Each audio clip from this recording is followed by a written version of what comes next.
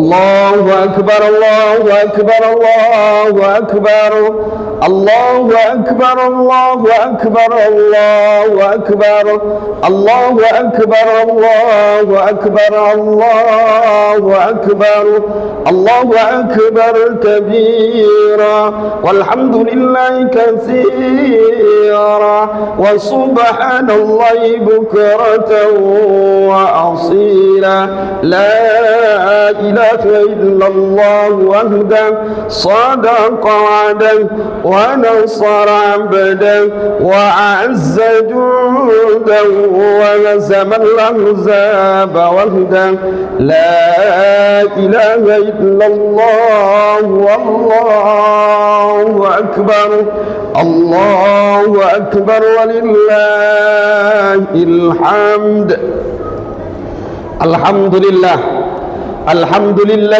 الذي حمدا يوافي نعمه ويكافئ مزيده يا ربنا لك الحمد كما ينبغي لجلالك وجهك ولعظيم سلطانك سبحانك اللهم لا أحصي ثناءك عليك أنت كما أثنيت على نفسك وأشهد أن لا إله إلا الله وحده لا شريك له وأشهد أن سيدنا محمدا عبده ورسوله وصفيه وخليله خير نبي أرسله الله إلى العالم كله بشيرا ونذيرا اللهم صل وسلم وبارك على سيدنا محمد وعلى آل سيدنا محمد صلاة وسلاما متلازمين إلى يوم الدين أما بعد فيا أيها الحاضرون اتقوا الله حق تقاته ولا تموتن إلا وأنتم مسلمون فقال تعالى في القرآن العظيم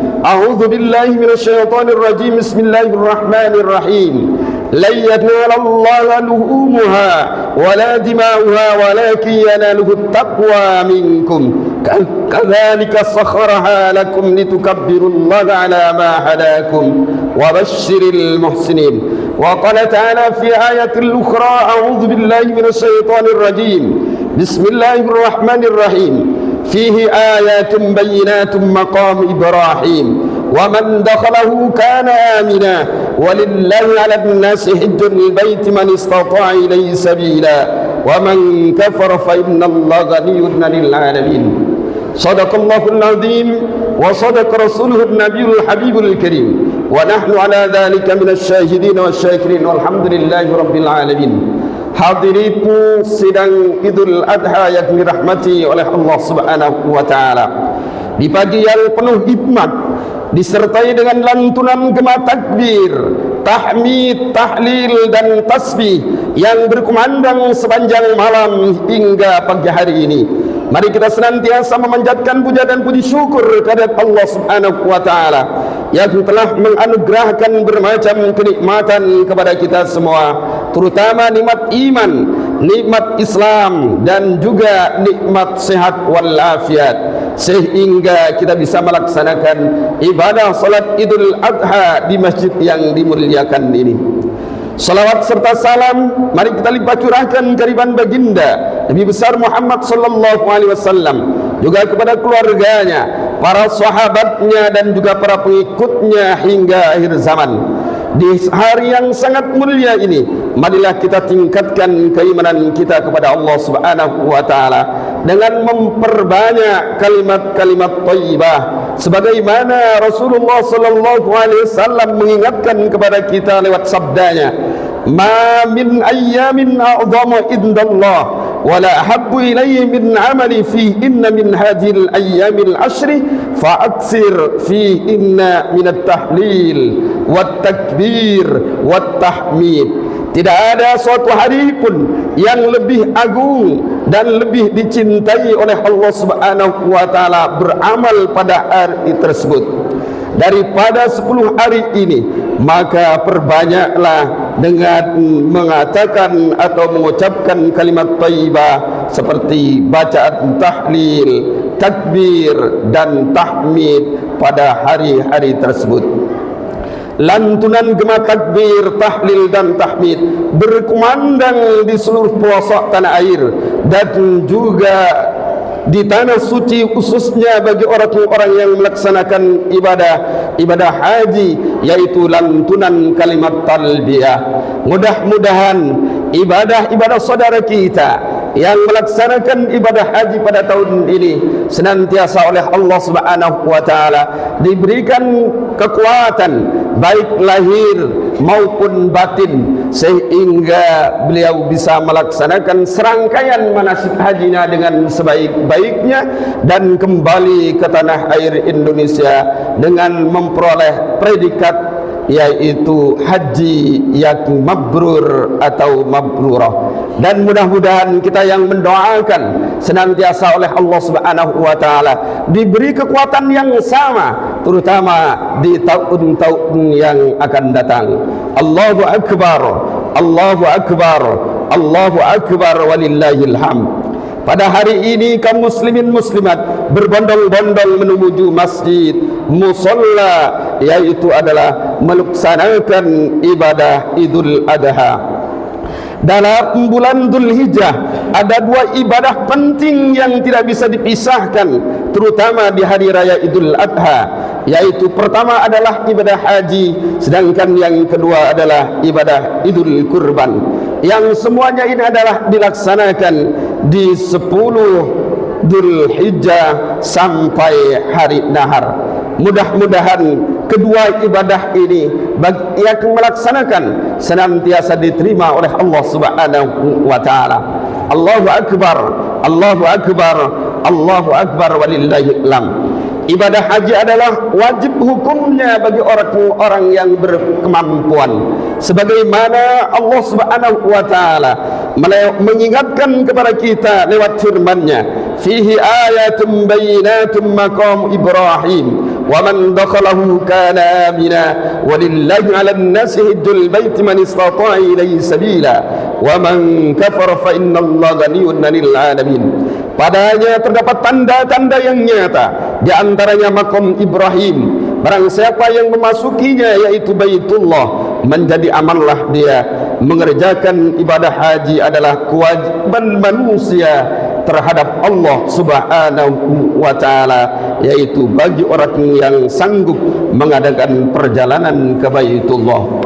Hadirin jamaah yang dirahmati oleh Allah Subhanahu wa taala, begitu pula dikuatkan oleh sabda Rasulullah sallallahu alaihi wasallam, ayyuhan nas qad faradallahu alaikum al-hajj fahujju. Wahai manusia, sungguh Allah telah mewajibkan haji atas kamu sekalian, maka kerjakanlah ibadah haji tersebut, khususnya adalah bagi orang-orang yang mampu. Kemudian di dalam bulan haji inilah, pada saat ini jamaah haji sudah berada di padang Arafah dan juga sudah berada di Musdalifah, dan pada tanggal 10 ini akan melaksanakan ibadah Jumrah Aqabah. Dan ketika Jumrah Aqabah itu selesai diakhiri dengan tahallul, maka orang tersebut sudah mendapatkan predikat, yaitu namanya haji, dan menyandang haji khususnya di Indonesia.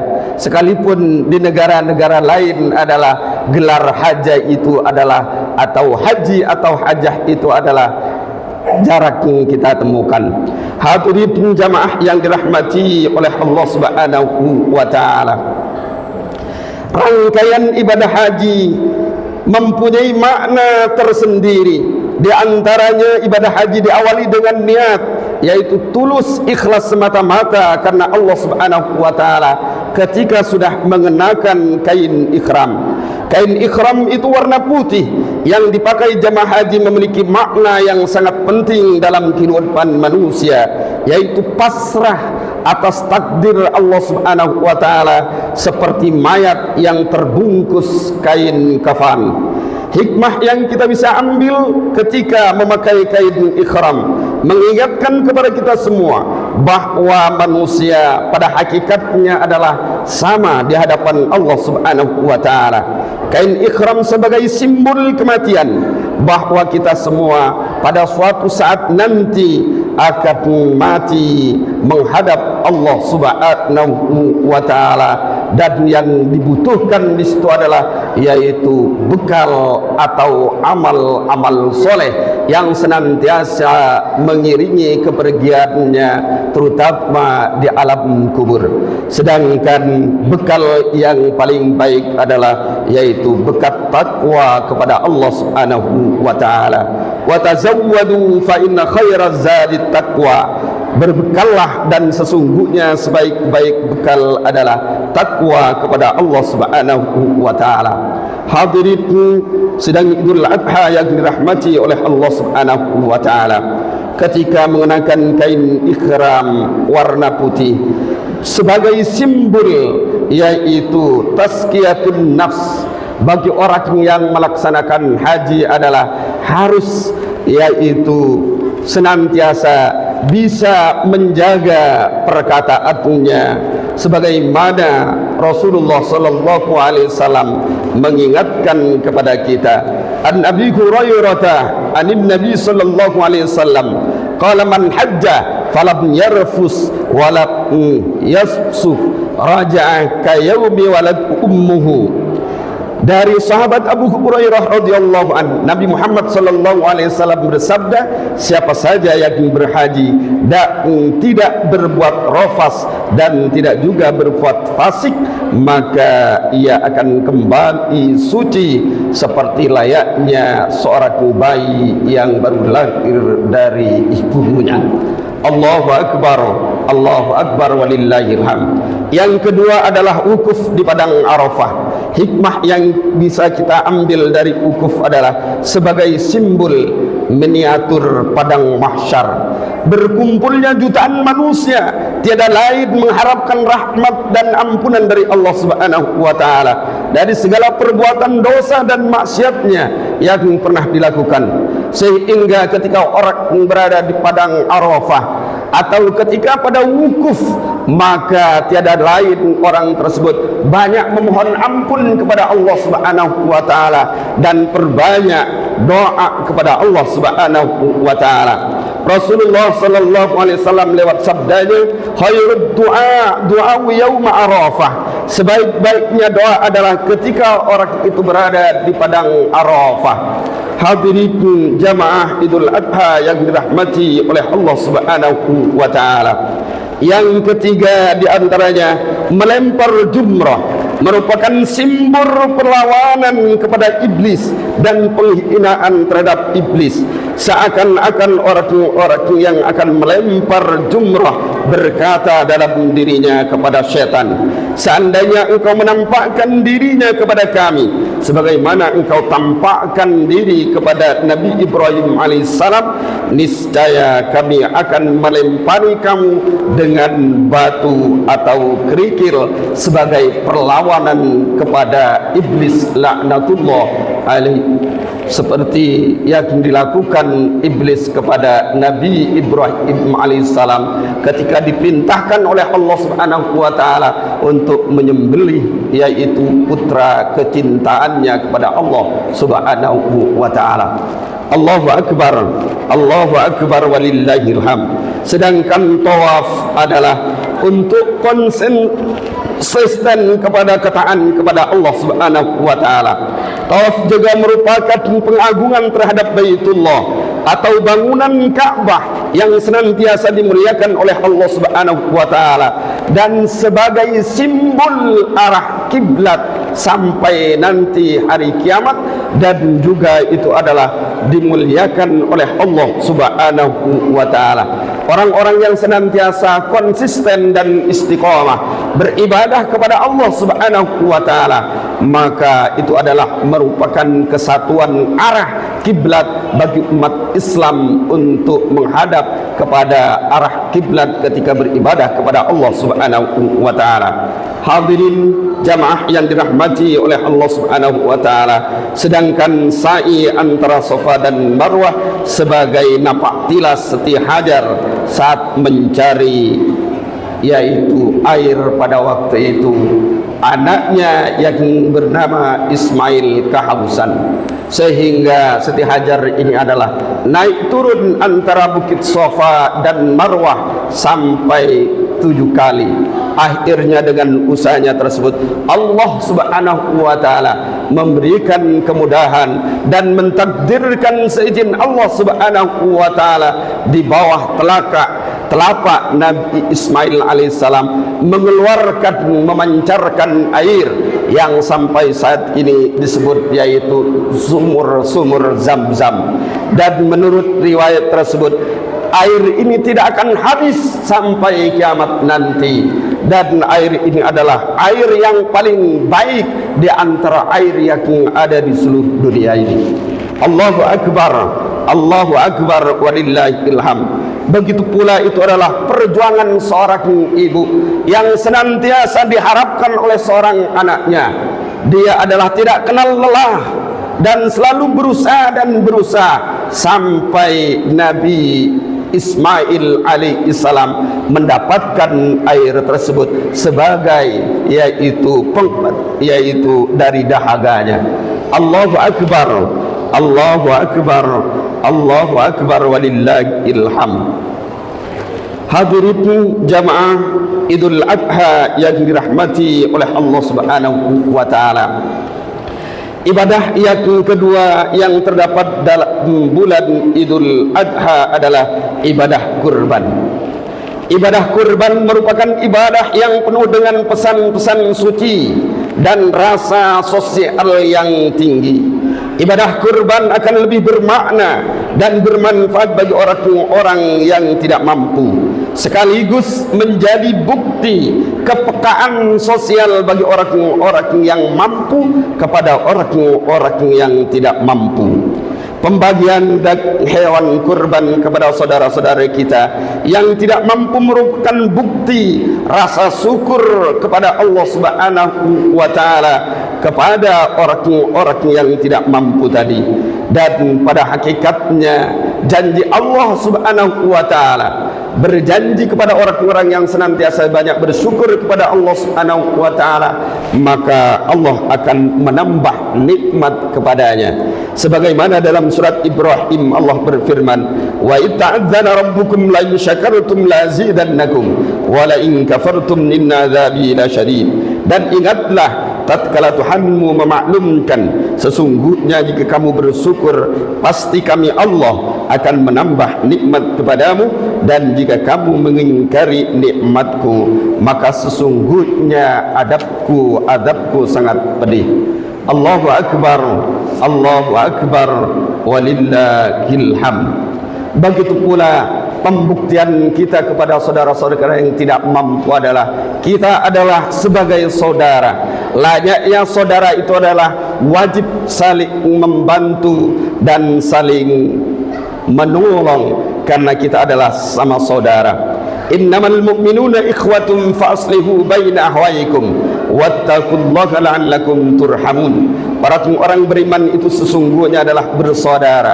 Sebab itu damaikanlah, perbaikilah hubungan antara kita dengan saudara-saudaranya, dan juga adalah takut kepada Allah Subhanahu wa taala supaya kamu mendapatkan rahmat atau kasih sayang Allah Subhanahu wa taala. Hadirin jamaah yang dirahmati oleh Allah Subhanahu wa taala, untuk itu mari kita lestarikan apa yang telah dicontohkan oleh Nabi Ibrahim alaihissalam dan juga berlaku bagi umat Nabi Muhammad sallallahu alaihi wasallam di hari-hari yang mulia ini untuk menyembelih hewan kurban.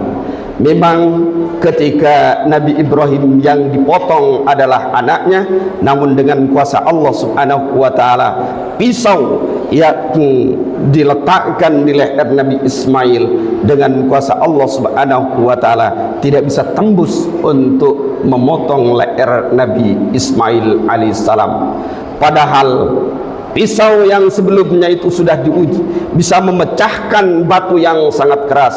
Ini merupakan adalah ujian dari Allah Subhanahu wa taala yang sangat berat yang harus dilakukan oleh Nabi Ibrahim alaihissalam.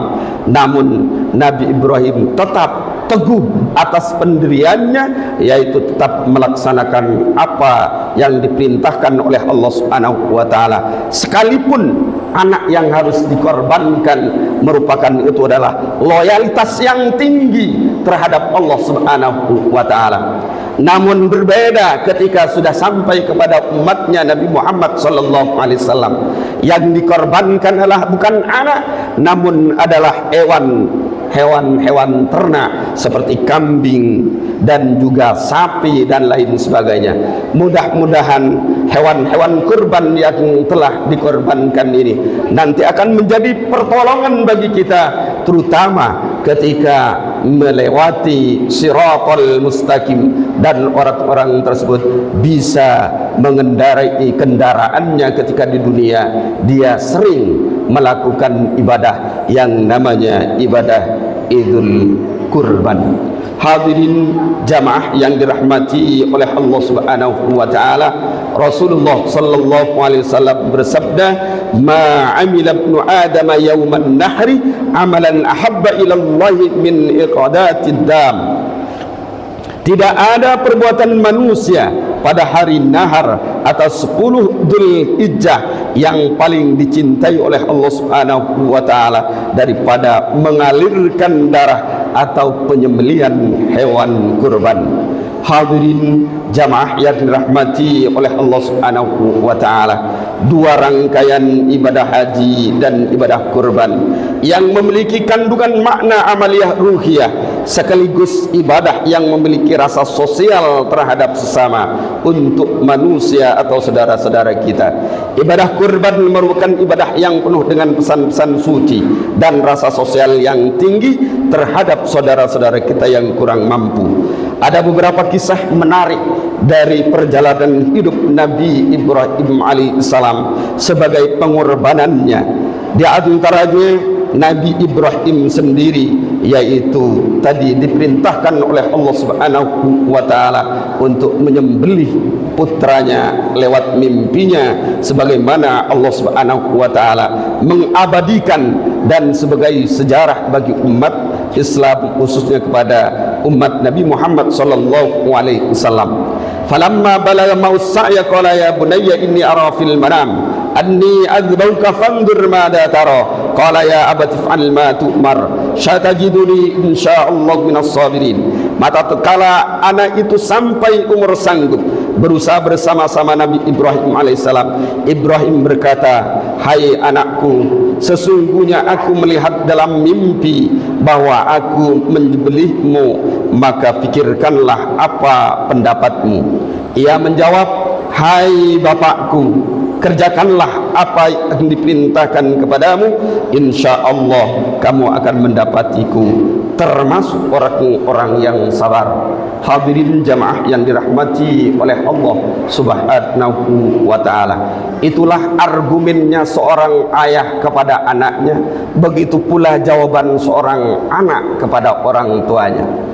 Coba kalau seandainya itu terjadi pada saat ini, kata seorang bapak berkata kepada anaknya, "Hai anakku, saya mendapatkan perintah dari Allah untuk menyembelihmu. Bagaimana pendapatmu?" Mungkin anak akan berkata, "Kalau begitu adalah sebaiknya bapak yang lebih duluan daripada saya sebagai percobaan." Mungkin itu adalah yang terlontar dari anak-anak sekarang.